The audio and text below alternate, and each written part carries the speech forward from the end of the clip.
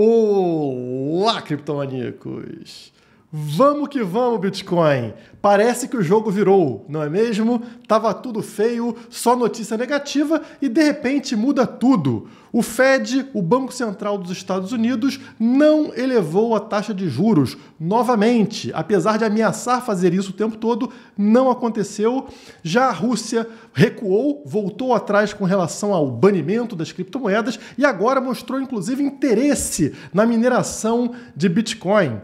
Para melhorar, El Salvador comprou mais Bitcoin e até a Turquia parece interessada agora nas criptomoedas. Falaremos sobre tudo isso e mais um pouco logo após a vinheta.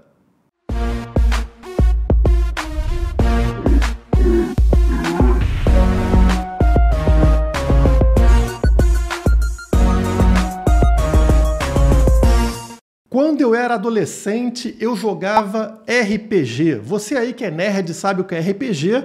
E hoje, esse vídeo é um oferecimento de um jogo de RPG que está migrando para o mundo digital. Então vai passar um trechinho aí de 1 minuto e meio, tá? 90 segundos, prometo para vocês. Dá uma olhada se te interessa e daqui a pouco eu volto com as notícias. Se você, assim como eu, é ou foi um nerd, você provavelmente conhece Magic, um jogo de cartas colecionáveis criado em 1993, onde você utiliza o seu baralho de cartas para vencer o baralho do adversário. É um jogo com mais de 12 milhões de jogadores. Mas e se pudéssemos transportar esse estilo de jogo para dentro do universo digital? É exatamente isso que propõe o Spellfire. Um jogo onde as cartas colecionáveis são NFTs escassos, com movimento e interação, e atualizáveis com o uso de Spellfire Tokens, aumentando seu poder e valor de mercado. Além disso, é um jogo Play to Earn, onde o proprietário do NFT original ganhará 90% do lucro das cópias de NFTs jogáveis adquiridos por jogadores ao redor do mundo. O token Spellfire será lançado amanhã na corretora Huobi. E eu vou deixar o link para esse site de compras aqui embaixo na descrição, assim como o Telegram em português para vocês tirarem todas as dúvidas.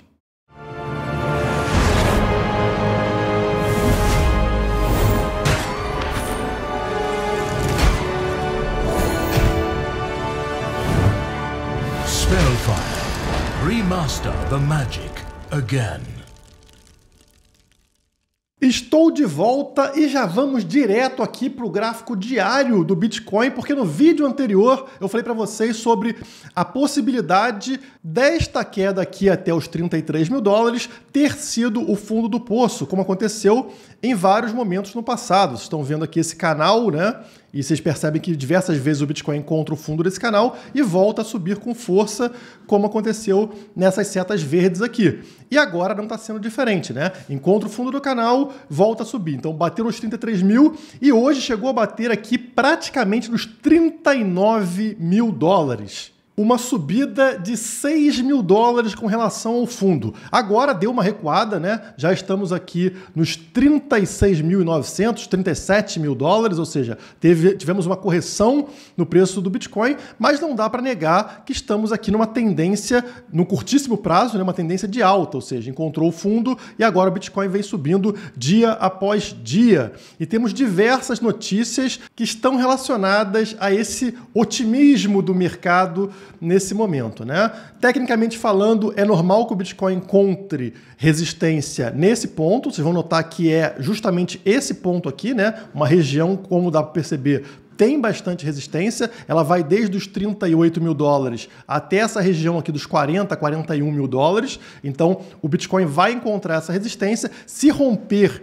essa região toda que vocês estão vendo aqui, aí ele deve vir na metade do canal, como é de costume, né? Como aconteceu, por exemplo, nesse momento aqui e também aqui no passado. Então, como de costume, ele deve vir buscar essa região aqui dos 48 mil dólares, 49 mil dólares. Caso ele não consiga superar essa resistência que ele passou aqui nos 39 mil dólares, ele pode recuar novamente até o fundo do canal, como aconteceu aqui no passado. Vocês estão vendo duas setas verdes próximas, né? Ele testou o fundo, voltou a subir, não rompeu a resistência e voltou a cair para testar mais uma vez o fundo. Dessa situação aqui, até que deu certo, né? Porque na sequência ele subiu e aí rompeu até o meio do canal.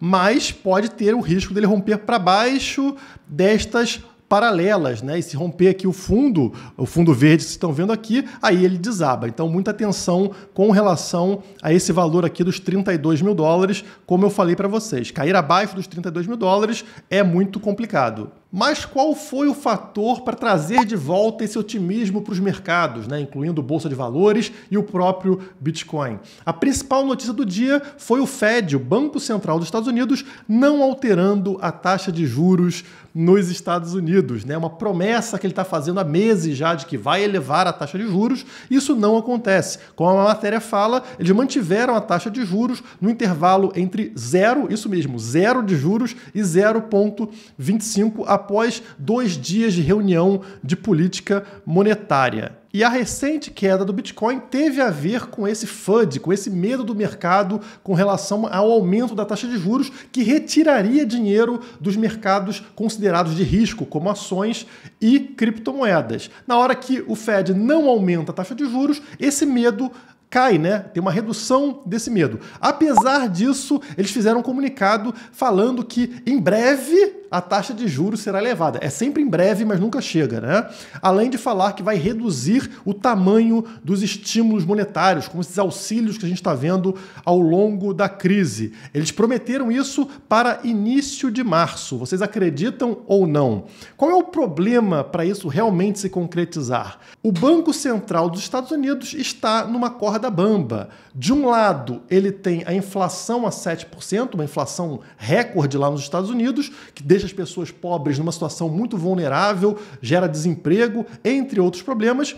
E do outro lado, eles têm os ricos, os grandes empresários e tal, que dependem de juros baixos para que as pessoas investam em suas empresas. Então, quer dizer, se o Fed começa a aumentar a taxa de juros, ele reduz a inflação, mas ele prejudica o crescimento econômico e prejudica esses grandes empresários. Então, não tem jeito. Ele vai ter que fazer uma escolha muito dolorosa. Ou ele desfavorece um lado, ou ele desfavorece o outro lado. E as duas coisas são extremamente problemáticas. Se analisarmos as últimas décadas, fica evidente o lado escolhido sempre pelo Banco Central dos Estados Unidos. Os ricos, eles sempre apoiam mais quem tem dinheiro, esquecendo ali dos problemas dos mais pobres, como vocês podem ver no gráfico. Aqui vocês têm a linha vermelha representando a força de trabalho, né, e a participação dela no mercado. Então vocês percebem uma queda grande aqui desse gráfico vermelho, dos mais pobres, e a linha verde representando Wall Street, ou seja, os acionistas, né? E notem a diferença aqui que acontece há bastante tempo, né? Desde a década de 90 que vocês percebem a linha vermelha caindo e a linha verde aqui dos mais ricos subindo, ou seja, o Banco Central defende o interesse de uma elite, o que faz sentido, já que quem banca os políticos, né? Quem dá apoio financeiro para os políticos são justamente as elites, os mais ricos, enquanto os pobres, eles só fazem aquele discurso populista para ganhar voto, mas não estão nem aí realmente para a classe trabalhadora. Será que uma inflação muito maior como a atual, nos 7% lá nos Estados Unidos, que é algo muito grande para eles, vai fazer o Fed reverter, parar de apoiar os mais ricos e olhar para os mais pobres? Veremos nos próximos capítulos. Na minha opinião, isso é muito difícil de acontecer. Se os Estados Unidos começam a elevar a taxa de juros, eles vão frear o crescimento econômico, vão fazer com que várias empresas percam muito valor e é uma pressão absurda em cima do Banco Central americano, então eles não vão fazer isso, ou se fizerem, vai durar pouco tempo. A tendência é continuar essa injeção financeira no mercado que favorece as criptomoedas. O outro FUD que derrubou o mercado de criptomoedas foi aquela proibição da Rússia. A Rússia iria proibir criptomoedas e a mineração a pedido do Banco Central russo, correto? Errado. Ninguém gostou disso por lá. Só o Banco Central russo que está contra as criptomoedas. Então, o Putin, que é o presidente russo, manda governo e Banco Central entrarem em acordo sobre criptomoedas. Cada um defende uma coisa. Então, parte do governo propõe a proibição das criptomoedas, que é o Banco Central no caso, enquanto outras partes querem criar um ambiente mais amigável para o setor e, claro, receber esse dinheiro que viria de fora. Então, o que o Putin disse? O Banco Central não deve ficar na frente do nosso progresso tecnológico. ele entende que as criptomoedas são um progresso tecnológico e que o Banco Central, portanto, está errado em ficar embarreirando esse progresso. Até porque a Rússia está em conflito aí, como a gente sabe, né, com diversos países, inclusive com os Estados Unidos, um posicionamento contrário, e os Estados Unidos acabam tendo um poder ali de criar barreiras comerciais com relação à Rússia e outros países. A criptomoeda, o Bitcoin, pode ser uma alternativa para a Rússia escapar desse tipo de barreira. Então, para eles é problemático uma proibição, no caso, sobre as criptomoedas. Mas, enfim, o Putin quer que o governo como um todo, né, o Banco Central e o governo, entrem num alinhamento. E ele disse o seguinte também: nós temos vantagens competitivas aqui, especialmente na mineração, na energia elétrica sobressalente e no pessoal treinado e disponível no país. Ele percebe que a Rússia tem muitas condições de oferecer um ambiente propício para a mineração, a Rússia que hoje tem 11% da mineração global de Bitcoin, e ele pode trazer muito mais minerador para dentro da Rússia, fazer realmente um grande mercado ao redor da mineração e, consequentemente, ganhar muito dinheiro com isso. Então, notem a total transformação do discurso de uma semana para outra. Eles iriam proibir e agora não. Eles querem abraçar a mineração. Portanto, a declaração de Putin reforça a visão de que as atividades de comércio e mineração de criptomoedas serão regulamentadas e não proibidas, como a gente achou que aconteceria na semana passada. Para melhorar mais um pouquinho, sai uma notícia hoje aqui de que o presidente da Turquia instruiu o partido no poder a explorar criptomoedas. Isso acontece logo após ele ter um encontro com o presidente de El Salvador. Então o Naib foi lá para a Turquia, conversou com o presidente turco e agora ele pede aí para o partido começar a explorar criptomoedas. Será que temos aqui uma fumaça relacionada à adoção de criptomoedas por mais um país? E falando no presidente de El Salvador, El Salvador comprou mais 15 milhões de dólares em Bitcoin no meio dessa queda do Bitcoin do mercado cripto. Então, enquanto todo mundo está com medo, El Salvador vai lá e compra mais, repetindo ali os passos da MicroStrategy, do Michael Saylor, né? Sempre que tem queda, eles vão lá e compram. Ele disse: não, eu estava errado, não perdi a queda. El Salvador acaba de comprar 410 bitcoins apenas por 15 milhões de dólares. Algumas pessoas estão vendendo muito barato. Agora El Salvador tem 1.801 bitcoins em suas reservas, o que equivale a 359 milhões de reais. Mais um sinal positivo para o mercado, ou seja, vários países de olho e El Salvador comprando mais Bitcoin, indicando para a gente que podemos estar realmente próximos a um fundo. Nessa mesma linha, Max Keiser, um bilionário aí de Bitcoin e também um grande influenciador, falou que sabe qual é o próximo país a adotar Bitcoin. Isso já seria conhecido por ele, ele já tem essa informação. Ele está muito empolgado com toda essa estrutura de El Salvador voltada para o Bitcoin. E ele falou o seguinte: eu acho que nos próximos 10 anos, como você vê essas grandes economias, Estados Unidos, China, que estão carregando cargas de dívida 300% do PIB, eles vão imprimir tanto dinheiro que eles não vão conseguir se sustentar. Ele está falando sobre um apocalipse monetário fiduciário, ou seja, as moedas estatais estão entrando em colapso. A impressão monetária será o único caminho para que os países consigam pagar suas dívidas a médio e longo prazo. Tudo está se encaminhando para irmos em direção à Venezuela. A Venezuela é o modelo para países como os Estados Unidos, que só estão imprimindo dinheiro descontroladamente. E foi nesse contexto apocalíptico que ele deixou escapar na entrevista que ele tem certeza sobre a adoção de Bitcoin em outro país até o fim de 2022. Ele falou o seguinte: eu sei de fato qual país será o próximo a adotar Bitcoin, mas eu não posso dizer. Não tem como receber uma notícia mais empolgante do que essa. Imagine outros países adotando o Bitcoin como moeda oficial. Para a gente, isso é lindo, é maravilhoso, mas nem todo mundo vai gostar dessa história.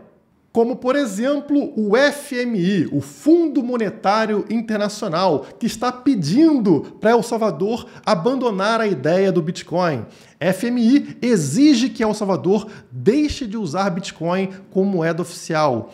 Instituição disse que Bitcoin representa riscos para a estabilidade financeira. Então não é essa impressão de dinheiro sem limites que é um risco para a estabilidade financeira. Não, o risco é o Bitcoin. Esse é o discurso do FMI. Claro, porque o Bitcoin é uma alternativa para o que está sendo feito. A única chance desse esquema de pirâmide estatal funcionar é se a gente não tiver opção. O governo imprimir dinheiro e a gente vai perdendo poder de compra enquanto o Estado vai ganhando poder de compra. Agora, se a gente consegue fugir desse esquema de pirâmide, migrando para o Bitcoin, como é que o Estado faz? Ele quebra. Então, para o Estado, sim, é um risco para a estabilidade dos políticos, do Estado. Para a gente, é salvação, é um bote salva-vidas. E o FMI não pode aceitar isso, até porque todos os países estão, pouco a pouco, criando a sua moeda digital estatal, CBDCs, como a gente conhece, né? Qual é a ideia dos Estados? Daqui a 5 anos, no máximo, todos os países vão estar digitalizados. Todas as moedas aí estarão digitalizadas. Então vai ter o real digital, o dólar digital, o euro digital. Na hora que isso acontecer, a ideia do FMI e desses países seria a proibição do Bitcoin. Afinal, para que você precisa de Bitcoin se você tem aqui o real digital, que é de graça para transferir, é uma maravilha e substitui completamente o Bitcoin? Só que como eles vão proibir o Bitcoin se o Bitcoin for moeda oficial de alguns países? Ao invés desses países criarem uma CBDC, criar uma moeda digital, eles já possuem o Bitcoin. Então, o Bitcoin tem tanto valor quanto outras moedas estatais. Como, nesse contexto, eles conseguiriam proibir o Bitcoin? Não tem como. E esse é o receio do FMI. Por isso que eles estão com essa urgência toda para El Salvador abandonar a ideia, largar o Bitcoin, porque El Salvador está influenciando outros países a fazer a mesma migração, a adotarem o Bitcoin. Isso é um risco muito grande para os estados, para os políticos. Estados esses que estão indo cada vez mais rápido para o buraco, justamente devido a essa injeção de dinheiro constante na economia. A última notícia engraçada foi essa aqui do Banco Central Brasileiro, liberando acesso a 8 bilhões de reais em dinheiro esquecido, vejam vocês. Então, você aí pode ter dinheiro dentro de algum banco, você nem sabe. Então, agora você tem acesso a um sistema aqui do Banco Central, ó. O serviço é chamado Valores a Receber, SVR. Permite aos cidadãos checarem se tem dinheiro a receber de instituições financeiras. O montante total a receber pode chegar a 8 bilhões de reais. São valores que a maioria dos clientes sequer lembrava ou sabia que tinha direito. Então confere aí e use esse dinheiro, sabe para quê? Para comprar Bitcoin. Pega ali a migalha que você vai receber e compre Bitcoin. Faça isso para a sua própria segurança. Só que 8 bilhões de reais é uma mixaria. Isso não impacta tanto a nossa economia. Só que vem muito mais por aí em 2022. Auxílio Brasil deve injetar 84 bilhões de reais na economia em 2022. Então o que o governo vai fazer? Vai imprimir mais dinheiro ou vai cobrar mais imposto para injetar essa grana na mão das pessoas. 84 bilhões. E o que acontece quando você injeta tanto dinheiro? É 8 bilhões perdido? É 84 bilhões de Auxílio Brasil? Acontece inflação. A inflação sobe e junto o desemprego. Por quê? Porque as pessoas que vão receber esses 84 bilhões, Auxílio Brasil, elas tendem a não trabalhar. Se você ganha dinheiro para ficar em casa, se você ganha lá um salário mínimo para ficar parado em casa, a tua família tem 4, 5 pessoas recebendo auxílio, as pessoas não vão trabalhar, ou pelo menos parte delas não vai trabalhar. Isso gera desemprego, isso gera uma queda também na economia. Inflação e desemprego. Mas o que o político, o que o parasita vai falar para você que vai acontecer? O completo contrário, como de costume. Então a equipe de Paulo Guedes aposta em redução do desemprego e da inflação em 2022. Mas como, meu filho? Se você está imprimindo mais dinheiro e você está dando auxílio para as pessoas, como é que você não vai gerar inflação? Como é que você não vai gerar desemprego? Veja que o discurso do parasita é o completo oposto da realidade. E isso não é de hoje. Eles fazem isso há muito tempo. Todo ano eles falam que o Brasil vai crescer, que o Brasil vai se desenvolver, que o Brasil está acabando com a pobreza. E o que acontece, como essa matéria está falando, Brasil empobrece em 10 anos e tem mais da metade dos domicílios nas classes D e E. Isso aqui é uma estatística. Então, se pegar, o Brasil ficou mais pobre em 10 anos. Entre 2012 e 2022, a fatia de casas casas de brasileiros que integra as classes D e E aumentou de 48% para 51%. A cada dia que passa, mais e mais brasileiros ficam ali na classe mais baixa. E eles consideram como classes D e E aqueles domicílios com renda mensal de até R$ 2.800. E esse é o objetivo verdadeiro de qualquer Estado: gerar dependência, fazer com que você não consiga sobreviver por conta própria, que você dependa de um político, dependa de um Estado para sobreviver, porque aí você tende a votar cada vez por mais Estado. Se você depende do Estado, você precisa de um Estado maior. Esse é o interesse do Estado. Então essa matéria aqui, que já tem algum tempo, ela falava o seguinte: 10 estados têm mais beneficiários do Bolsa Família que empregos formais. Vocês têm ideia do que é isso? Se pegar a população inteira, ter mais gente ali dependendo do Estado, recebendo o Bolsa Família, do que trabalhadores, é um completo absurdo. E aqui na matéria eles mostram o gráfico, tá? Tá aqui o gráfico para vocês. Todos esses estados aqui em amarelo, eles têm mais Bolsa Família do que emprego com carteira. Então, muito mais pessoas aqui dependentes do Estado. No gráfico do Brasil, tudo isso está em amarelo aqui, são estados que hoje têm mais pessoas ganhando Bolsa Família do que com emprego. A tendência é que mais e mais estados fiquem na corzinha amarela, ou seja, dependendo de Estado, dependendo de político. Esse é o objetivo do Estado. E não lá o Paulo Guedes, bonitão, falando que vai reduzir a inflação, que vai gerar mais emprego. Mentira! Sempre foi mentira e sempre vai ser mentira. O interesse do Estado é te tornar dependente. Não fique na mão desses parasitas. Compre Bitcoin, escape desse sistema enquanto você tem tempo para isso. Ah, Guilherme, mas isso é igualdade. Todos os brasileiros vão começar a receber o mesmo salário, um auxílio, e todo o Brasil recebe o mesmo valor, correto? Claro que não, não seja ingênuo. Você vai receber o Auxílio Brasil, um salário mínimo, um salário de fome, mas os parasitas, quem está ligado ao Estado, cada vez ganha mais dinheiro. O dinheiro que você ganhava está indo para a mão deles, e eles te dão uma migalha no final. Olha a matéria aqui. Salário médio de estatais chega a R$34 mil, aponta Economia. Petrobras e BNDES pagam auxílio alimentar, um auxíliozinho, de mais de R$1.000 para seus funcionários. Então, além de um salário de 34 mil, tem auxílio, tudo. Então, num país onde as pessoas estão ganhando R$2.800, a família inteira, a casa inteira, na classe C e D, como vocês acabaram de ver, R$2.800 a casa inteira.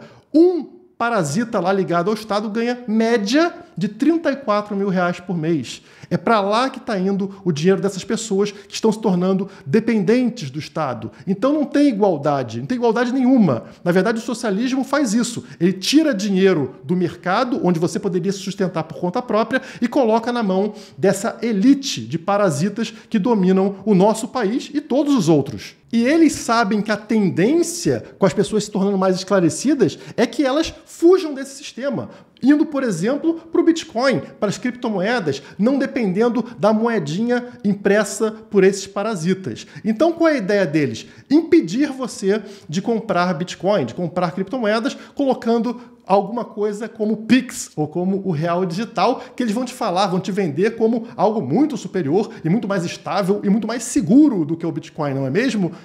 Olha aqui, Banco Central comunica vazamento de dados de 160 mil chaves Pix. Esse é o segundo vazamento do Pix, tá? Desde novembro de 2020. Em um ano e pouco, esses desgraçados vazaram os nossos dados, tá? Com CPF, aqui, ó, uma pancada de coisa, ó. Nome de usuário, cadastro de pessoa física, instituição de relacionamento, número de agência, número de conta, todos esses dados foram vazados para a mão de bandidos pela segunda vez, tá? E esse é o grande sistema seguro, né? Eles devem proibir o Bitcoin porque o Bitcoin não é seguro. Essa maravilha chamada Pix, que é segurança. E os jornalistas estão super empolgados, né? Real Digital, a criptomoeda oficial do Brasil está chegando. Conheça mais sobre ela. Então, tá todo mundo aí numa expectativa muito grande, falando que o Pix deu certo, que o Pix é uma maravilha, e em breve você vai ter o Real Digital. A verdade é que esse sisteminha aqui serve somente para que você não consiga comprar aquilo que o político, que o parasita não quer. Então, se hoje você consegue comprar criptomoedas, nem que seja com papel moeda na mão, você vai lá na casa do teu amigo, dá para ele e compra Bitcoin, Com o real digital você não consegue fazer isso, porque o governo tem acesso desde quando você ganhou e como você ganhou o seu dinheiro, até no que você está gastando o seu dinheiro. Portanto, se você gastar em algo que ele não gosta, ele simplesmente proíbe essa compra. E você não consegue fazer nada, porque só tem moeda digital. E aí, se ela é totalmente monitorada, fiscalizada pelo Estado, você não consegue fugir. Essa é a ideia por trás de moeda digital estatal. Tomem muito cuidado, enquanto é tempo, migrem para a liberdade real chamada Bitcoin. Ufa, e eu tô sem ar, e se você não deu like nesse vídeo, eu vou aí atrás de você, hein? Porque agora você tem Pix, eu já te encontro aqui, ó, bota no sisteminha aqui do Banco Central que vazou para mim, e te encontro aí. Então deixa o like, e se não for inscrito no canal, se inscreve agora, nesse momento, para não perder outros conteúdos e não ficar aí correndo risco de vida com o Banco Central e outros parasitas. Um grande abraço e até a próxima.